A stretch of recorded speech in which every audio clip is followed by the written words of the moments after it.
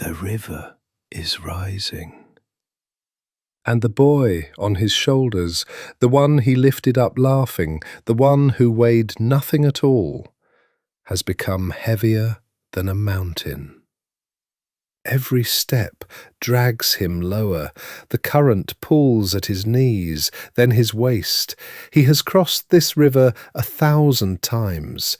He has never once been afraid of it. He is afraid of it now.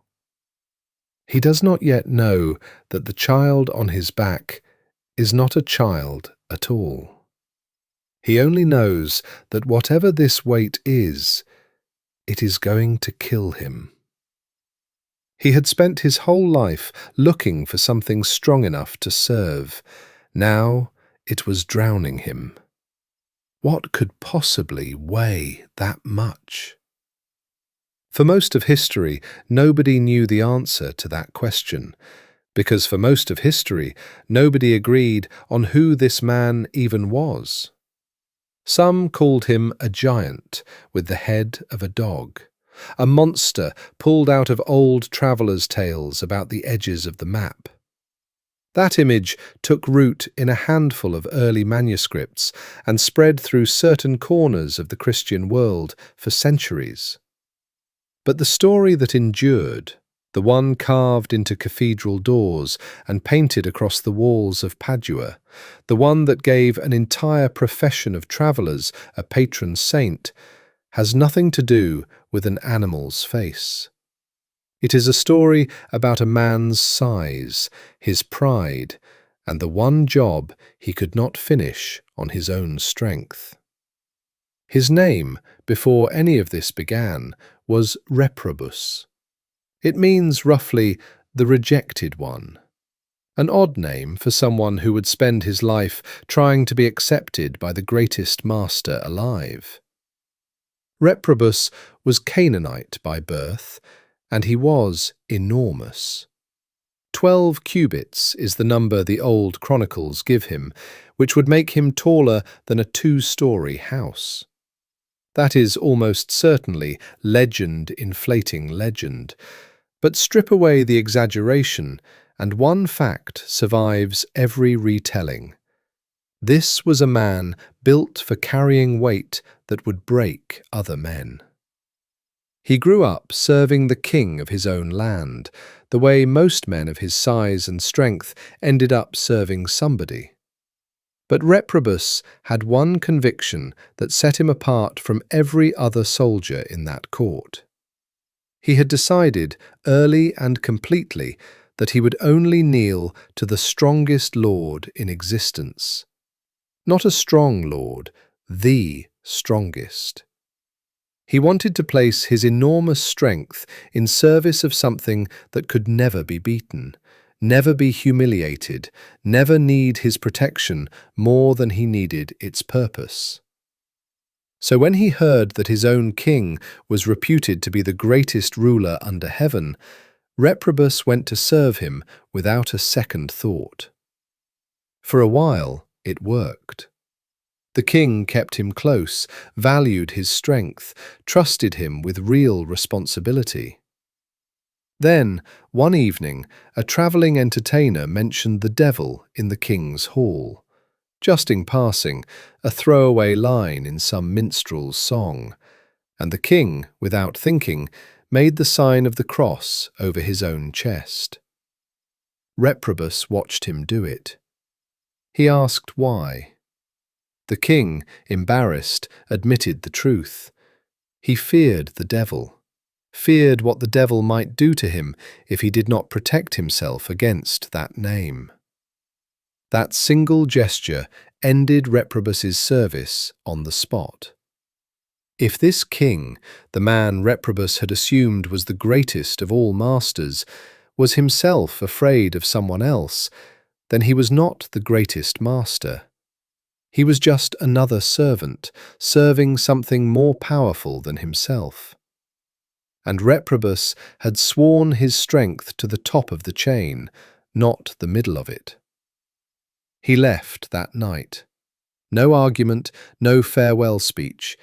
He simply walked out to find whoever it was that made kings cross themselves in fear. It did not take him long. Out past the edge of the king's territory, Reprobus fell in with a band of raiders moving through the wild country. The kind of men who lived by the sword and answered to nobody. Their leader carried himself like he had never once bowed to anything. When Reprobus asked him directly who he served, the man laughed and said he served no one. He said he was the devil himself. Close enough, Reprobus thought. If this was the one who terrified even kings, then this was the master worth serving. For a time he rode with them. He fought when they fought. He gave this new master the same total loyalty he had given the last one. No hesitation, no half measures. That was simply who Reprobus was.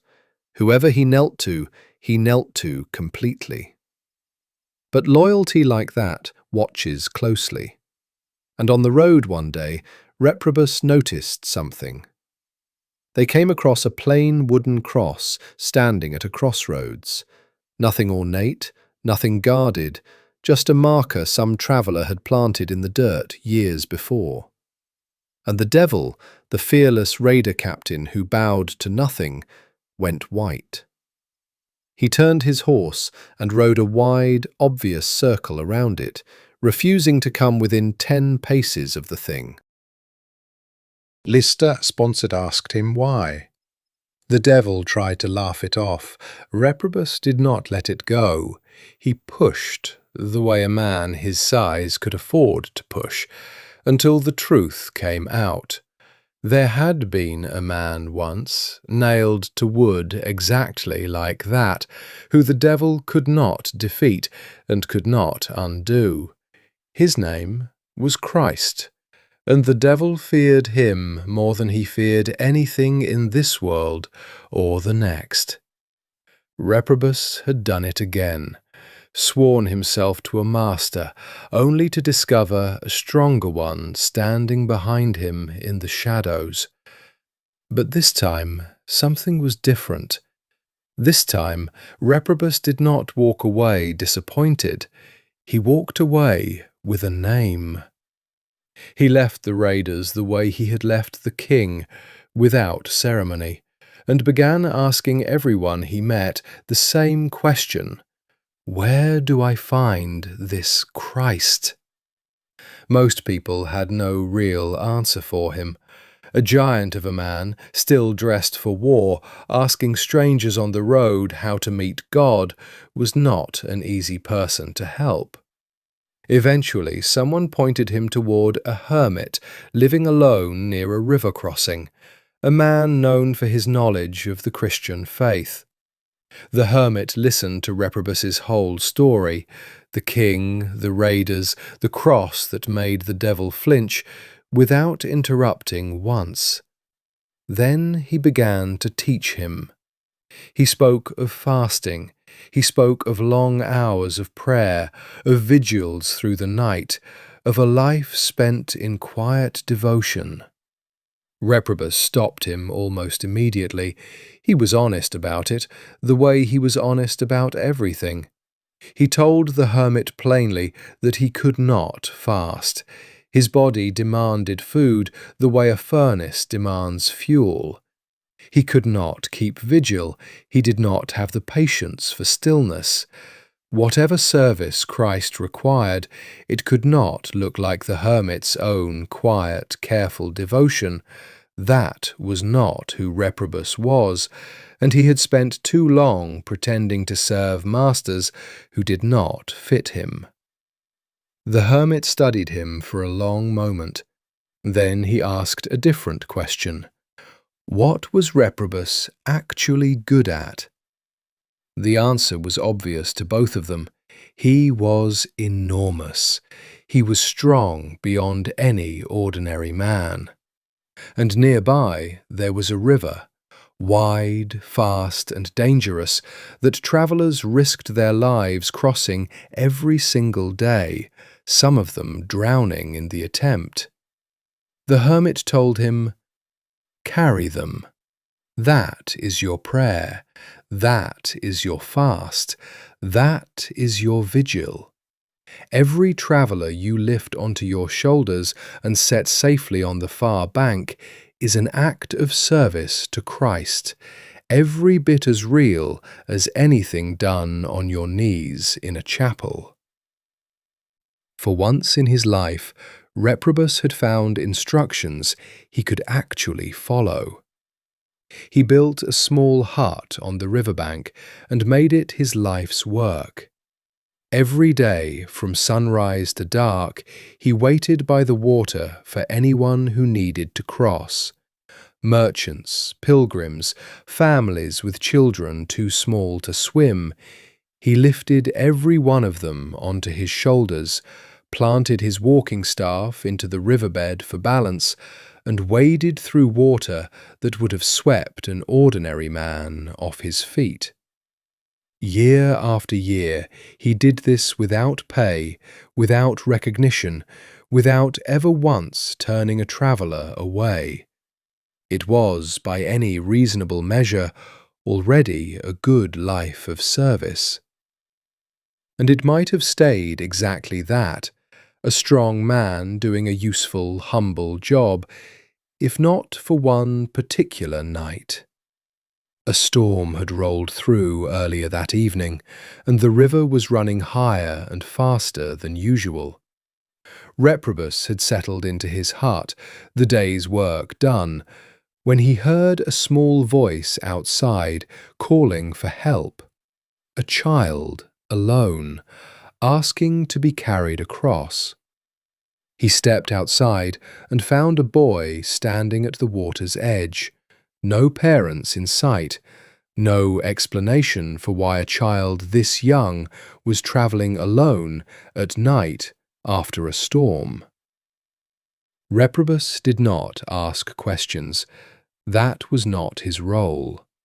He lifted the boy onto his shoulders the way he had lifted 1,000 travellers before him, planted his staff, and started across. By the middle of the river, something was wrong. The child was getting heavier. Not the ordinary heaviness of a tired traveller shifting their weight, an escalating, impossible heaviness, as though the boy were made of something denser than flesh and bone. Reprobus pressed forward anyway. He had never failed a crossing. He was not going to start now, with a child on his back and the water climbing toward his chest. But the weight kept growing. His staff bent under the strain. The current, already swollen from the storm, surged against his legs. For the first time since he had begun this work, Reprobus genuinely believed he might drown, that this single small boy might do what years of floodwater and countless heavier travellers had never managed to do. Somehow he made it. He staggered onto the far bank, lungs burning, legs shaking, and set the boy down on solid ground. Then he turned to him and said what any exhausted man would say, that he had never in his life carried anything as heavy as this, that it had felt impossibly as though he were carrying the weight of the entire world on his shoulders. The boy looked back at him and answered that he was right to feel that way, because he had not only carried the weight of the world, he had carried the one who made it. The child told him plainly, "I am Christ, whom you serve." And to prove it, he told Reprobus to plant his walking staff in the ground beside the hut. By morning, that dead wood had put out leaves and fruit, blooming where no tree had ever grown. This is where his old name ends and his true one begins. In Greek, the language the earliest versions of this story were told in, he became known as Christophoros, built from two simple words, Christos, meaning Christ, and pherein, meaning to bear or to carry. Christ-bearer. Not a title given for eloquence or learning or any of the disciplines the hermit had first tried to teach him, a title earned, quite literally, on his own back, in the middle of a rising river, carrying the one weight he could not measure in advance and almost could not survive. Reprobus, the rejected one, the man no king's service had ever truly fit, had finally found the master he'd been searching for since he first walked out of that palace hall. And it turned out the search had never required fasting he couldn't manage or prayers he couldn't sustain. It required exactly the one thing he already had in abundance, a willingness to carry what nobody else could carry, for as long as it took to reach the other side. He spent the rest of his life as Christopher, continuing the same work at that same river crossing, known ever after, not for his size or his old loyalties, but for the one crossing he almost didn't survive, and the weight he chose to carry anyway. Because of the unpredictable behavior of the YouTube algorithm, this channel might never appear to you again. Subscribe to avoid that, like it if this video made any difference to your life, and share this content to your family and friends. Grace and peace.